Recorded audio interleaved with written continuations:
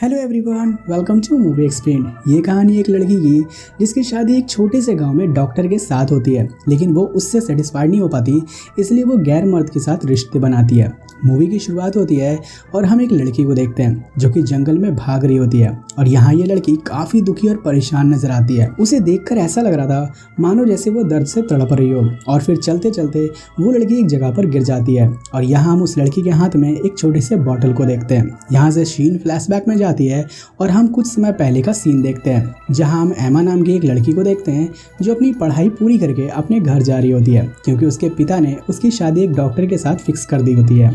फिर आगे हम जान पाते हैं कि एमा की मॉम बचपन में ही गुजर गई थी और तब से लेकर आज तक एमा के पिता ने ही उसे पाला था। फिर एमा की शादी होती है और उसके पिता उसे गिफ्ट के रूप में उसकी माँ की निशानी देते हैं और फिर वो अपने हस्बैंड के घर चली जाती है जो कि एक गांव में था। घर पहुंचते पहुंचते शाम हो जाती है और एमा के हस्बैंड का नाम चार्ल्स बॉन्ड्री था। शादी की पहली रात को हम साफ साफ देख पाते हैं कि एमा अपने पति से सेटिस्फाइड नहीं थी। अगली सुबह चार्ल्स उठकर अपने काम पर चला जाता है और एमा उसी घर में पूरा दिन अपने पति का इंतजार करती है। एमा के साथ उस घर में उसकी मेड भी थी, लेकिन ये सब काफ़ी नहीं था। एमा अपने आप में खाली सा महसूस करने लगती है। फिर रात को चार्ल्स घर आता है और सुबह चला जाता है और इसी तरह एमा अपनी जिंदगी काट रही थी। फिर एक दिन एमा के घर में एक डीलर आता है जो कि औरतों के कपड़े और तरह तरह की सजावट के सामान बेचा करता था। वो अपनी चीजें एमा को दिखाता है और कहता है कि आप पैसों की चिंता मत करो और आपको जो भी पसंद है वो आप खरीद लो और आपका जब मन करे आप मुझे पैसे दे देना। यहाँ पर एमा को काफ़ी सारी चीज़ें पसंद तो आती है,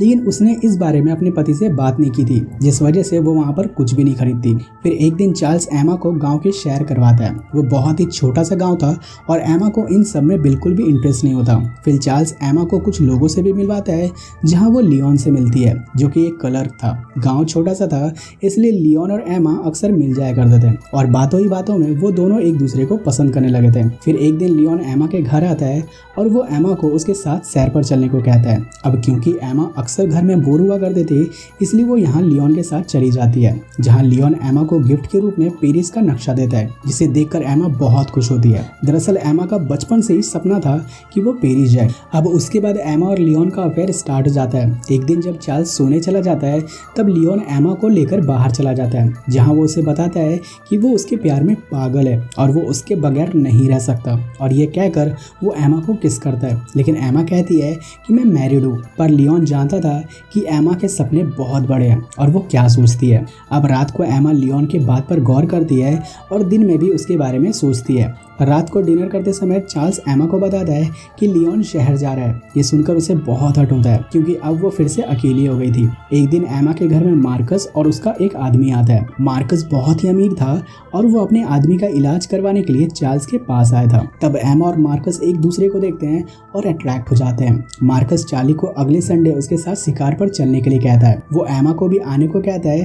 तब चार्ल्स पहले तो थोड़ा हिचकिचाता है, लेकिन फिर वो मान जाता है। अब एमा मार्कस के साथ शिकार पर जाने वाली थी, इसलिए वो उसके सामने अच्छी दिखना चाहती थी और वो उसी डीलर के पास जाती है। वो उसे एक महंगा ड्रेस खरीद लेती है और फिर वो शिकार पर जाती है, जहां एमा और मार्कस करीब आते हैं। घर आकर वो अपनी नौकरानी से पूछती है कि तुम अपनी यूनिफॉर्म क्यों नहीं पहनती। तब वो बताती है कि मेरे पास है ही नहीं, मैं अपने कपड़े पहनकर खुश हूँ। जिस पर एमा उसे कहती है कि तुम उस डीलर के पास जाओ और वहाँ जो कपड़ा तुम्हें पसंद है वो ले लेना, जिस पर वो नौकरानी मान जाती है। फिर चार्ल्स देखता है कि जब वो मार्कस के साथ शिकार पर गया था तो गलती से मार्कस का सिगार का पैकेट चार्ल्स के पॉकेट में रह गया था। ये देखकर एमा कहती है कि मैं उसे लौटा दूंगी। अब एमा डीलर के साथ मिलकर घर के सारे पुराने पर्दे हटाकर नए लगवाने लगती है। एमा यहाँ मार्कस की तरह ही वेल्दी दिखना चाहती थी, जिस वजह से वो डीलर से इतनी सारी चीजें उधार ले रही थी। एमा को इस बात का अंदाजा भी नहीं था कि इन सब पर कितना खर्च होने वाला है। एक दिन एक मुलाकात में मार्कस चुपके से एक लेटर एमा को दे देता है, जिसमें उसने एमा को मिलने बुलाया था।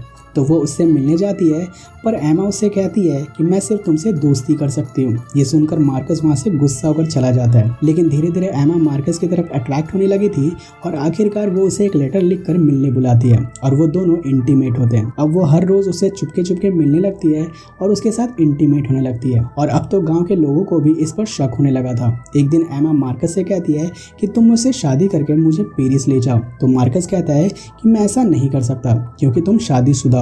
वो कहता है कि मुझे थोड़ा वक्त दो। अब एमा अपने सामान को पैक करती है और वो अपनी नौकरानी से कहती है कि चार्ल्स का ख्याल रखना। तभी उसे मार्कस का एक लेटर मिलता है, जिसे पढ़कर वो गिर जाती है। फिर एक दिन वो डीलर चार्ल्स के पास आता है और कहता है कि मैडम ने अभी तक मेरे पैसे वापस नहीं किए। उन्होंने कई महंगी चीज़ें खरीदी थी और अगर आप मेरे पैसे नहीं देते हो तो मुझे कानून का सहारा लेना पड़ेगा। साथ ही वो एमा और चार्ल्स को शहर चलने के लिए इनवाइट भी करता है, जहाँ एमा लियोन से मिलती है। लियोन कहता है कि आप यहाँ कुछ दिनों के लिए रुक जाओ और शहर की सैर करो, यहाँ पर बहुत कुछ है देखने के लिए। चार्ल्स कहता है कि मुझे तो वापस जाना है, लेकिन हाँ अगर एमा चाहे तो वो यहाँ रुक सकती है। और यहाँ एमा लियोन के साथ रुक जाती है और फिर लियोन के साथ पूरा शहर घूमती है, जहाँ वो लियोन के साथ इंटीमेट भी होती है। शहर में कुछ दिन रहने के बाद जब वो अपने गाँव वापस आती है तो उसे पता चलता है कि चार्ल्स के फादर अब नहीं रहे और वो चार्ल्स को सहारा देती है। फिर एक दिन वो डीलर एमा के घर आता है और वो एमा को बताता है कि अगर तुम मेरे पैसे नहीं लौटा सकती तो एक दूसरा रास्ता भी है। वो बताता है कि चार्ल्स के पास बहुत सारी ज़मीन है, अगर तुम चाहो तो तुम मुझे चार्ल्स का ज़मीन दिलवा सकती हो। फिर एक दिन एमा चार्ल्स से कहती है कि शहर में बहुत सारे टीचर्स हैं, जिस पर चार्ल्स कहता है कि अगर आप पढ़ना चाहती हो तो आप शहर जाकर पढ़ सकती हो। ये सुनकर एमा बहुत खुश होती है और पढ़ाई के बहाने वो लियोन के पास चली जाती है और उसके साथ दिन भर इंटीमेट।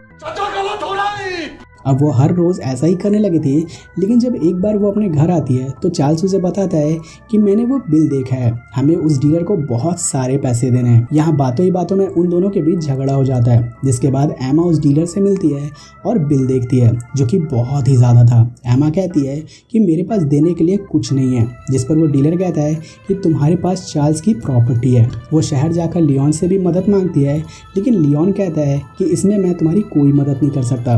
वो कहती है कि तुम मुझसे शादी कर लो, लेकिन लियोन कहता है पागल हो गया कि मैं नहीं कर सकता, तुम शादीशुदा हो। दरअसल एमा लियोन से शादी करके उस डीलर को पैसे देना चाहती थी, लेकिन यहाँ उसे कुछ हासिल नहीं होता। तो वो वापस गांव आती है, जहाँ उसे पता चलता है कि 14 दिनों के अंदर उसके घर को उसे छोड़ना होगा और ये गवर्नमेंट का ऑर्डर है।